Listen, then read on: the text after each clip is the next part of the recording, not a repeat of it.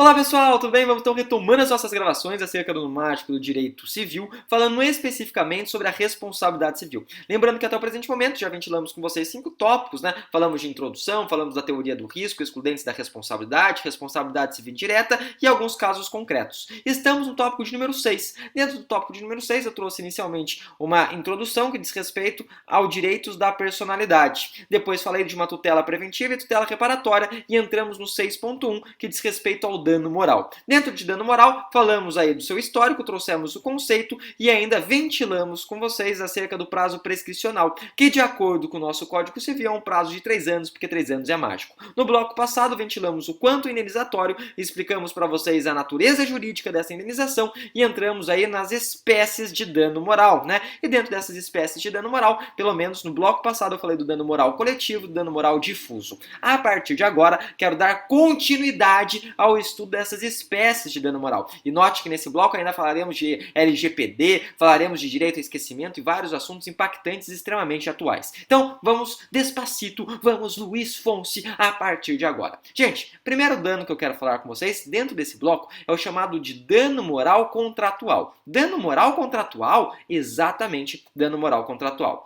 Notem que quando começamos a estudar o Instituto do Dano, eu expliquei para vocês que essa responsabilidade, ela pode ser uma responsabilidade contratual porque prevista em contrato, como ela pode ser uma responsabilidade decorrente da lei, chamada de extracontratual e aquiliana.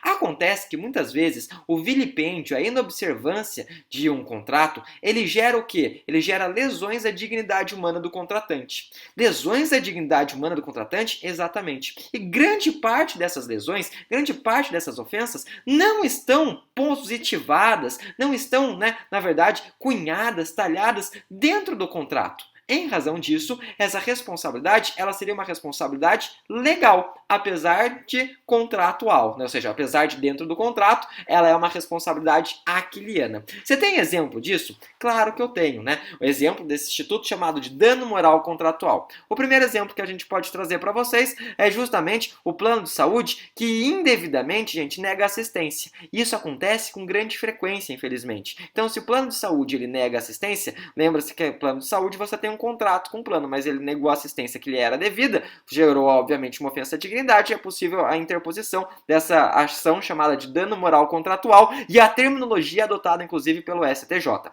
Segunda situação que a gente pode trazer é justamente acerca da suspensão de determinadas atividades, suspensão indevida, né? Como, por exemplo, do fornecimento de água, fornecimento de energia, e isso também pode gerar o quê? Gerar esse chamado dano contratual, né? Dano moral contratual. Tudo bem, tudo tranquilo. Vamos além.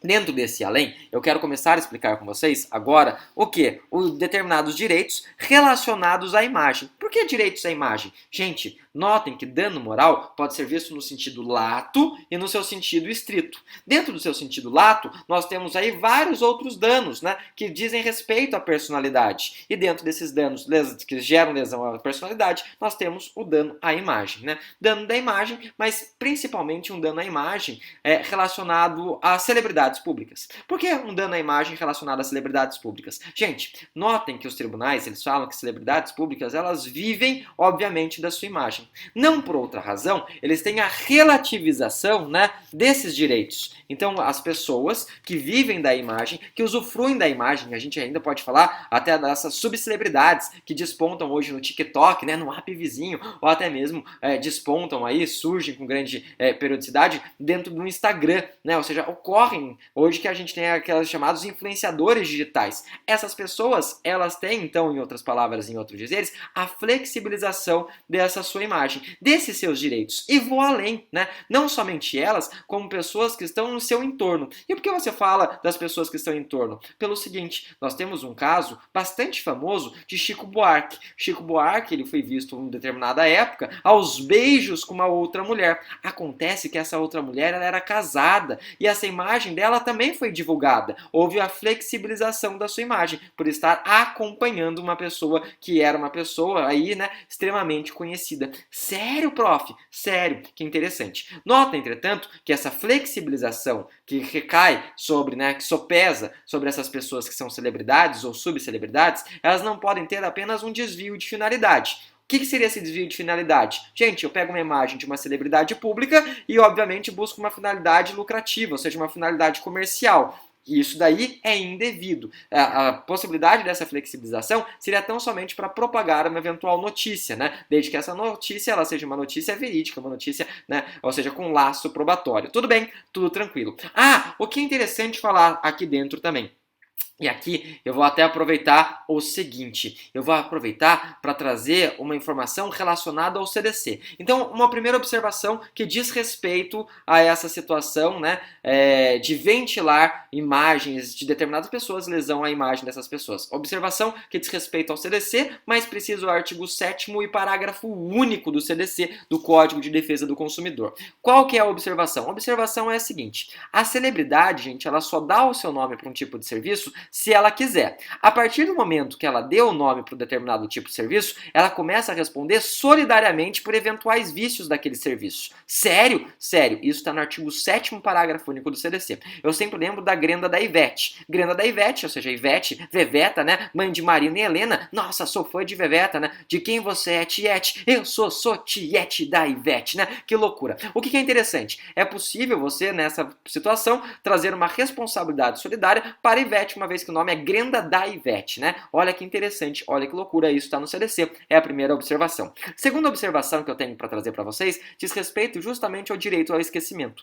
Sério? Né? Tem como explicar? Então, segunda observação. Gente, toda vez que eu falo direito ao esquecimento, eu lembro-se sempre, né? Me lembro sempre do quê? Lembro sempre do caso da Daniela Sicarelli. Daniela Sicarelli, né? A gente sabe que no início dos anos 2000, ela foi vista numa praia aí realizando atos sexuais com uma determinada pessoa. E essa imagem caiu na multidão, né? Essa imagem foi bastante divulgada. O problema é que muitas vezes, quando as pessoas elas procuram determinadas informações sobre Daniela Sicarelli, eles ainda encontram esse tipo de informação, ainda que não encontrem mais o vídeo. E aí surge o chamado direito de esquecimento. Direito de esquecimento, também conhecido como derecho del olvido, né? O olvido com L, né? Que não é ouvido, ou seja, que em espanhol diz respeito justamente a esse esquecimento, ou right to be forgotten, né? O right to be forgotten, ou seja, o direito de ser esquecido, o direito de esquecer. Por quê? Porque muitas vezes as pessoas, né, com base na sua intimidade, com base na sua privacidade, elas querem esquecer determinados comportamentos prévios, determinados comportamentos preexistentes. E elas podem pedir a retirada de determinadas informações por intermédio hoje em dia, né, do Google, do Bing, do Yahoo, né, e dessas mídias de procura e dessas mídias de busca. Isso é o direito de esquecimento, isso é o direito, né? Então, to be forgotten é um direito relacionado à privacidade. É óbvio que em determinadas situações nós devemos trazer uma ponderação, como tudo no direito. Lembre-se sempre que, né, o direito, por intermédio dos princípios, por serem abstratos, nós ponderamos no caso em concreto. O que prevalece? O direito à informação ou o direito ao esquecimento? Esse direito, né? E daí nós temos inclusive uma decisão que está para ser trazida, né, para ser cunhada aí pelo menos dentro do STF nos próximos dias, o Supremo Tribunal Federal. Sério? Tem como explicar? Claro que eu tenho, né? Nós temos o caso da Aida Curi. A Aida Curi é um crime que foi realizado aí na década de 50 e que foi ventilado no ano de 2004 no Linha Direta. Acontece que, né, essa pessoa alegou o direito de esquecimento com base numa promotora de justiça do Rio de Janeiro que, né, também pediu para ser esquecida e ela ganhou no STJ. No caso dessa promotora, ela no ano de 2008, se eu não me engano, teve um problema alegando fraude em concurso, ela falou, não tinha nada a ver com a fraude, razão pela qual, né, tipo, eu quero o direito ao esquecimento. E foi retirado todas as informações dela. Né, o STJ reconheceu esse direito para a promotora e a Aida Curi, se valendo disso, levou a questão para o STJ, perdeu no STJ e foi para o STF. O que ela fala? Ela fala assim, não, mas esse crime se perfez há mais de 50 anos. Então os familiares não têm mais interesse na divulgação, né, dessa barbárie que se perfez, dessa barbárie que foi concretizada. Ocorre, entretanto, que as mídias falam, não, mas isso diz respeito ao direito à informação, porque é um caso muito emblemático. E toda vez que a gente for trabalhar esse caso, não tem como trabalhar esse caso sem citar, né, no caso, o leading case, ou seja, o caso standard, que foi justamente a Aida Curi. Então, justamente em razão disso, nós temos um debate sobre o direito de esquecimento, onde a família da Aida Curi pede para esquecer esse direito, e obviamente nós temos aí a situação que diz respeito a quê? Diz respeito ao direito à informação. Ponderação de direitos, ponderação de princípios, super bacana. bacana, super impactante. E por que é interessante falar disso?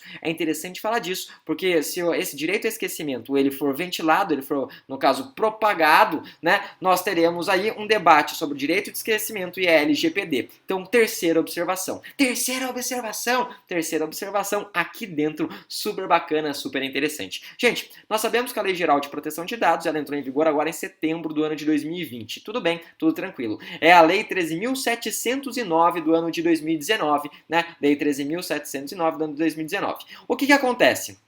Acontece, gente, que hoje a LGPD, ela traz, né, dentro da sua norma e tudo mais, a responsabilidade civil daquele que presta determinado tipo de serviço, daquele que guarda dados. E essa responsabilidade civil está prevista no artigo 42 a 45 da LGPD. 42 a 45 da LGPD, tudo bem, tudo tranquilo, né? Mais do que so far, so good. Essa responsabilidade é uma responsabilidade subjetiva. Se ela é subjetiva, ela prescinde, então ela necessita, né, do que? Ela necessita da demonstração de dolo, necessita também da demonstração de culpa. Tudo bem, tudo tranquilo. Mas é interessante observar, né, que de acordo com a LGPD e de acordo com esse direito ao esquecimento, se esse direito de esquecimento ele for, né, aplicado, ele for, na verdade, positivado, ou seja, de acordo com a decisão do STF, até porque tem repercussão geral, é interessante observar que esses bancos de dados deverão fazer a retirada de grande parcela de informações existentes, de informações pretéritas que a pessoa não queira mais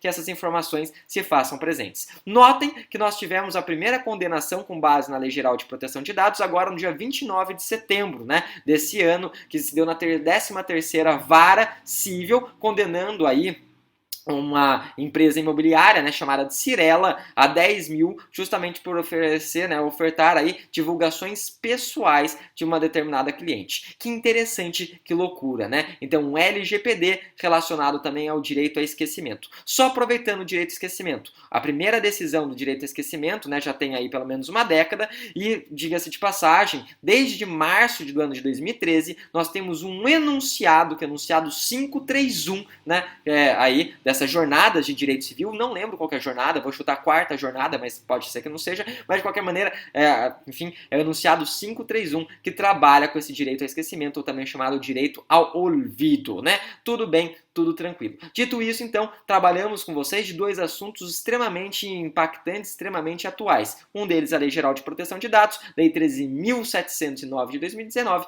e outro deles é o direito ao esquecimento, Right to be Forgotten, né? Bastante interessante. Dito isso, então, deixo para vocês um forte abraço, né? E, obviamente, excelentes estudos. Até mais, gente. Tchau, tchau.